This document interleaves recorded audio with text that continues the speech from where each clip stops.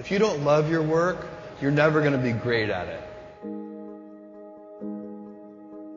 If you can get your work life to be where you enjoy half of it, that is amazing, because very few people ever achieve that. Because the truth is, everything comes with overhead. That's reality. Everything comes with pieces that you don't like. Every job comes with pieces you don't like.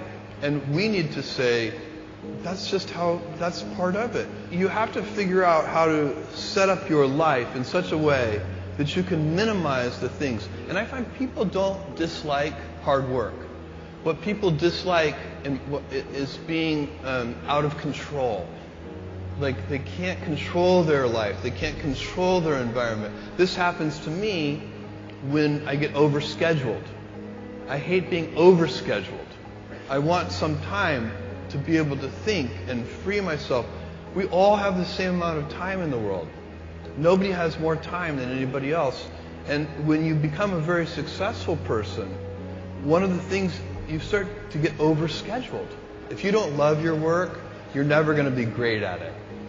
The other thing I would suggest to any young person, even before they start their career, is to really think about their choices. Because I find young people, and when I was young, I made this mistake too.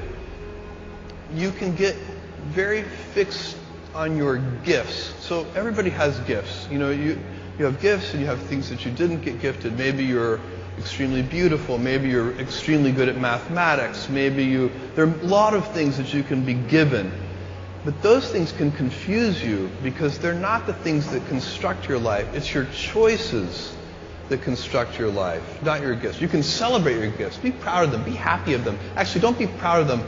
Be celebratory of them. But you can't be proud because they're gifts. They were given to you. You didn't earn them.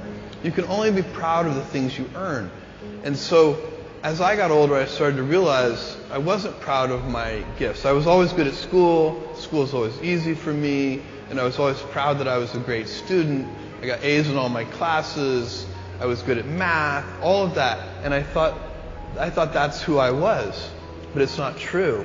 Those are the things that are gifts. What was hard for me is deciding to work hard, deciding to use my gifts in certain ways, to challenge myself, to do things that I didn't think I could do, to put myself in uncomfortable situations. You can choose a life of ease and comfort, or you can choose a life of service and adventure.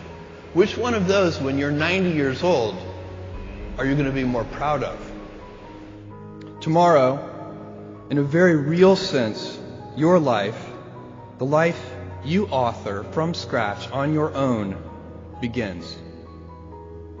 How will you use your gifts? What choices will you make? Will inertia be your guide, or will you follow your passions? Will you follow dogma, or will you be original? Will you choose a life of ease, or a life of service and adventure?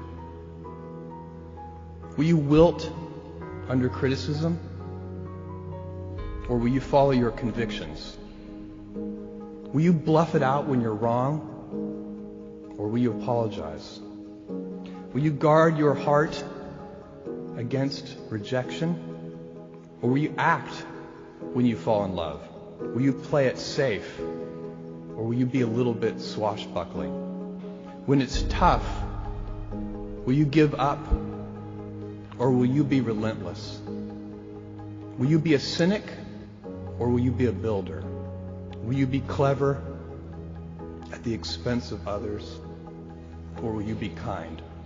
Tomorrow, and in a quiet moment of reflection, narrating for only yourself the most personal version of your life story, the telling that will be most compact and meaningful will be the series of choices you have made.